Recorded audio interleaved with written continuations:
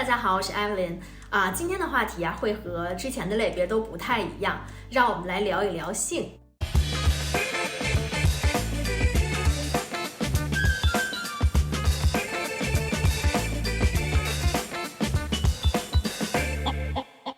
我记得小的时候，女孩子们会课间休息的时候结伴去洗手间。当朋友们说到自己经期来了，要去换卫生巾的时候，他们大都会用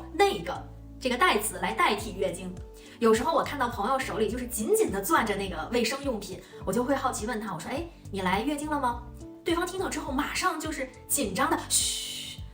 就是告诉我说：“你不要再说了，你小点声。”仿佛这就是一个难以启齿的事情。生理期的时候，我们会避免穿浅色的衣服，一旦露在裤子上，很多女生会觉得它是一件无比尴尬的事情。甚至于在卫生间，我看到清洗那些脏衣物的女生，她们往往都是躲在角落里，甚至不想让同性看到。其实我觉得我们要正视它，这是一个非常正常的事情。因为月经呢，是每一位健康的女性都要经历的，它是重要的生理现象，生殖功能成熟的标志。我也希望男性在这一点上不要取笑和议论，对女性多一些包容和体谅。还有一点非常容易被忽略的是，女性在这个卫生用品方面的开支是非常庞大的。说到这儿呢，我想介绍一下我自己在用的我最早用的其实就是卫生巾加护垫这样的组合。那近几年呢，我开始接触到这种卫生棉条，它很小巧，很方便携带，并且它也分为不同的规格、不同的流量。我用完之后直呼它是解决女性经期的利器，我安利给了很多的女性朋友，反馈都是很好的。其实卫生棉条它需要一些使用技巧，可能在前2-3次的时候使用你会觉得不适应，但是只要你放对了位置，就是没有任何不适感的，你将体验到那种活动自如、清爽、干净的畅快。以及未来呢，我会尝试使用月经杯。月经杯这个东西是我也是近几年才了解到的。我特意去美国的药店看了这个月经杯的样子，它呢就是一个小小的杯状体，你把它这样折叠放进阴道，没有任何不适，并且它可以拉长你更换的时间，也是很卫生的一个选择。那我觉得它可能会比卫生棉条更加方便。未来如果我使用之后觉得不错的话，有机会会分享给大家。首先呢，我觉得无论男孩女孩都需要从小进行性教育，就像我们之前说到的，家长要教育男孩子不要嘲笑女性的生理期，而是要正视她，懂得理解、尊重女性，并且适时的为他们提供帮助。就比如说男朋友或者老公吧，帮助代买卫生用品这件事儿，就是当女性发现自己来了月经不方便购买的时候，或者身体不适需要另一方代买的时候，这绝对不是一件羞耻的事情，而是关爱对方的表现，是自然发生的。我经常在超市看到很多男性朋友在就是被迫陪同女方购买这种卫生用品的时候，他们都躲得远远的，仿佛在说 OK 这件事儿跟我没关系是他在买我不懂其实这完全没必要。女性呢也可以主动的让对方了解自己常用的品牌和类别，这是女性用品，但它不是男性的禁忌品。还比如呢，男性的同事朋友同学等等，都可以在女生需要的时候尽己所能提供帮助。很简单的，你递上一杯热水，或者帮助他们拎重物，这就 OK 了。这是很简单的一些事情。但是女性呢，如果得到了这些帮助，她们会觉得很温暖，很感谢。第二点呢，是性不可耻。其实作为家长不需要藏着掖着，不要让家长的行为使孩子误以为性是羞耻的，是肮脏的。其实我觉得这往往反映了部分家长自己对待性问题的态度。更不要觉得就是孩子他到了一定年龄自然就懂了。性知识是需要学习的，就是我回想起我们上初中的时候有生理卫生课，那其实这门课经常会被当作自习课来上，男女生呢会面面相觑，觉得这个在学习性器官，这个太羞耻了吧。大部分同学选择不听，觉得它不重要，于是就低头开始自己写作业，开始复习了。而且更重要的是，经常这门课还被老师顶替为语文、数学、英语课。其实这是浪费了大好的接受性教育的机会。那其实我妈妈在我上学的时候，她就向我展示过避孕套，为我解惑避孕套是长什么样子的，它是怎么使用的，告诉我如何保护自己。那在我们家呢，这个话题是可以被自由讨论的。很多朋友听说之后就说，你妈妈思想好开放这简直不能想象。但其实我觉得这才是家长应当做的性教育。家庭性教育它不是那种一蹴而就的事儿，不是说我们某一个周末坐在那儿聊1个小时就解决问题了，它是相当长时间分阶段进行的。从1到3岁的性别启蒙，然后到儿童时期呢，我们要教会孩子与人交往的尺度把握，再到青春期的两性心理差异、性器官的发育和保护、性骚扰、性侵犯的应对与保护措施、避孕方法、婚恋问题的这种心理引导，以及很重要的对不同性向者的尊重等等，这一切都需要贯穿在家庭的性教育之中。第3点，性不作为一个人开放或保守的判断依据。我记得也是上学的时候，很多所谓的早恋的情侣们，当然早恋这个事情以后有机会我再和大家聊。当我们听到传言说他们2个人发生了性关系，我们就会私下讨论说，哇，他们2个就是坏孩子，我们会贴上坏孩子和开放的标签儿。但其实青春期的发育、生理和情感的需求，它都是成长的自然反应，每个人都会经历的。我觉得有必要的是什么呢？就是家长需要合理的引导孩子，科普避孕方法。这一点不管男孩还是女孩，他们都是需要学习的。第4点，我想聊的就是拒绝物化女性，包括就是女性的一种自我禁锢。在当代男权主导的人类社会之下，其实很多男性不可避免的说他是有处女情节的。我听到很多女性朋友跟我倾诉，就讲对方威胁她，你不给我就是不爱我，于是他们勉强的献出了第一次。我觉得在这个语境下，我们看到了关系中的威胁和控制，以及女性那种自我感动式的牺牲。我们习惯于默认部分男性他是有处女情节的，但是往往忽略了在讨论诸如第一次是否要留给婚姻、留给最爱的人这一类问题的时候，女性其实就已经物化捆绑了自己。性呢，应该是自愿的，是掌握在自己手中的，无论它是第1次还是第 N 次，女性都有说不的权利。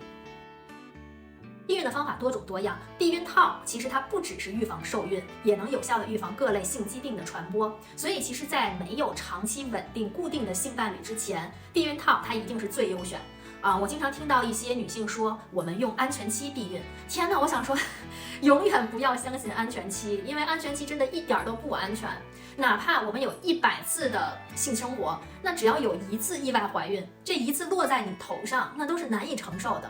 堕胎呢，众所周知对身心的影响巨大，即便2个人决定说我们产下这个孩子，毫无准备下迎接新生命的到来，也将给2个人的生活带来翻天覆地的变化，它是对亲密关系的重大考验。其实我觉得女性要为自己的身体负责，只有在双方充分沟通，有一定物质精神准备，并且目标一致的前提下，再考虑不做避孕措施。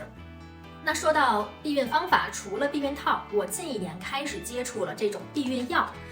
避孕药首先有一个科普，就是紧急避孕药和短效避孕药的区别。紧急避孕药呢，它是预防这种无保护措施的性行为之后怀孕的有效选择。但是我们都知道，它不能作为一个常规的使用，因为它对身体的伤害很大。而这种短效避孕药，它是可以在医生指导下长期服用的。我为什么会选择这种短效避孕药？其实我最初使用短效避孕药，并非是出于避孕的目的，而是希望调理月经。我在去年回国的时候，去了北京的协和医院，它是全国妇科排名第1的3甲医院。我咨询了3位医生，其中2位是主任医师，1位是副主任医师。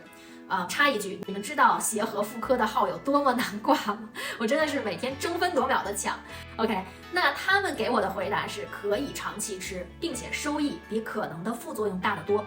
我第1次门诊到访的时候，他们咨询了我的身体情况，给我开了一系列的检查和化验单，就包括盆腔检查、妇科 B 超、血常规、CA125、激素6项等。然后呢，我拿着这个检查的结果去复查，开了这个药。它这个产品说明书上有问及你是否吸烟，是否年龄超过36岁，因为这些都会增加血栓的风险，以及你要注意你自己现在正在服用的药物有没有这些反应。那医生告诉我呢，服药之后每年常规要体检，它包括肝功能，还有乳腺 B 超等项目。我在回美国之后又找了当地有名的妇科医生咨询，他也表示说这是欧美广泛使用的避孕方法，在身体条件允许的情况下可以一直服用。那谈到它的收益和副作用，它的收益其实包括但不限于调理经期，就像我的需求，治疗子宫内膜异位症部分的妇科的囊肿，还有内分泌失调引发的皮肤问题等等。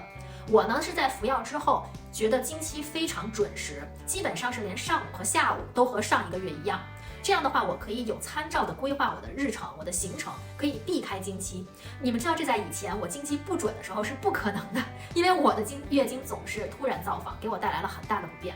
那服药之后呢，我也不再有经期腹痛、腹泻的症状，我的皮肤感觉更加的细腻了。以前我大概每半年左右会长一颗生理期的那种痘痘，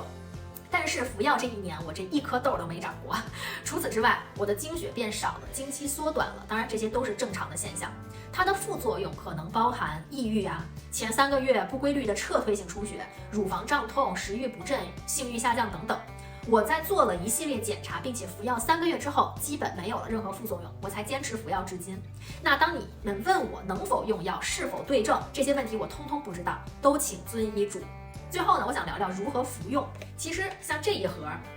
它有28片，它是由24个粉片和4个白片组成的。在你月经的第1天服用第1个粉色的药片，然后每天定时服用。比如说你每天晚上10点服用，那你第2天还是晚上10点。基本你会在粉片吃完，或者吃到白片的第1、2片的时候开始来月经，整盒吃完继续吃下一盒。那么这个盒里呢，它会附赠你这种小纸条，你可以把这个贴在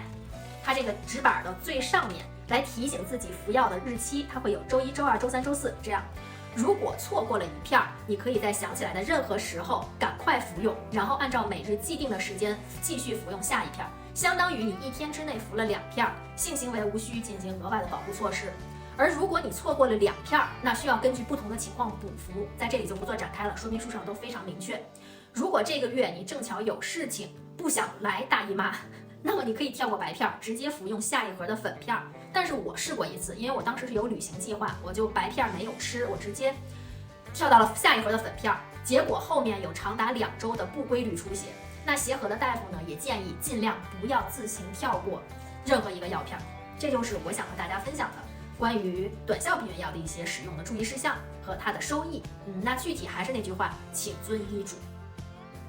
我最初对性骚扰的概念是来源于上小学一个很寒冷的冬天，在北京，我当时是自己去上学的。那我当时上学的路上呢，就突然在一个没有人的小胡同里面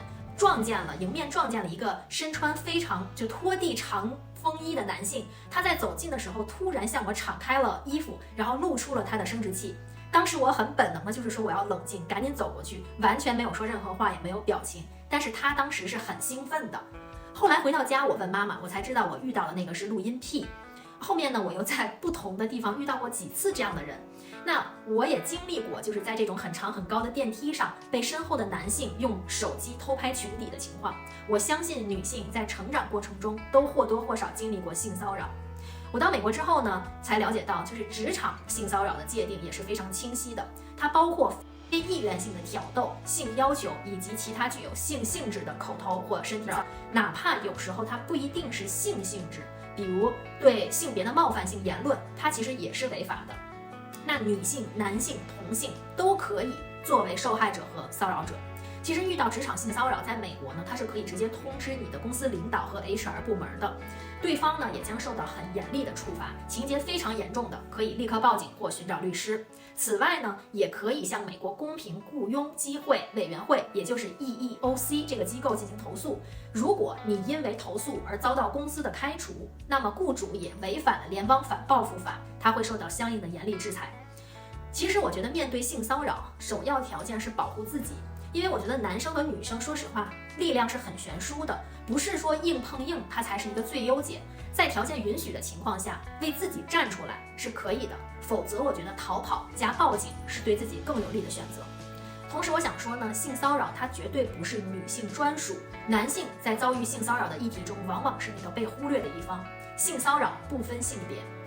在前不久我看到一则新闻，就是《木乃伊》这部电影的男主角布兰登·弗雷泽，他曾经是一个家喻户晓的一线男星，长得很帅，肌肉线条很美，但是在他前途大好的时候，却突然从荧幕上消失了，我都已经忘记这个人了。直到20年后的今天，当他再度重返荧幕，呈现出的样貌，他是判若两人的。原来就是他早在03年的金球奖午宴上，他被时任的主席进行了性骚扰的攻击。当他被一个手握权势之人肆意欺凌，在当时他是不敢将这个经历公诸于众的，原因之一是他怕被大众取笑。后来呢，他私下向这个好莱坞外国记者协会投诉此事，结果又惨遭了封杀。直到2018年 Me Too 运动兴起，他为了声援那些有类似境遇的演员和普通人，他才决定将这个往事讲出来。这段经历给他的身心造成非常严重的影响。所以就是当你遭遇了性骚扰，不要觉得丢脸，拿起法律的武器保护自己。我觉得很重要的一点是，作为家长，在男孩子这方面的教育也需要额外注意，因为我们通常的大众语境中都默认遭遇性骚扰、性侵犯的都是女生，但是男生一定不要觉得尴尬、丢人、羞耻，一定要学会保护自己。这些话题呢，可能看似有一些敏感，但我觉得这是我们每一个人都会经历的话题，也是非常普遍的话题我希望未来呢，也可以在公共领域看到更多相关话题的讨论，让我们有更大的自由度去学习和了解这些知识。我也欢迎更多志同道合的评论，或者如果你有不同的意见，也欢迎留言给我，我们大家一起来交流。如果你喜欢今天的视频，就欢迎一键3连。那我们就下次再见啦，拜拜。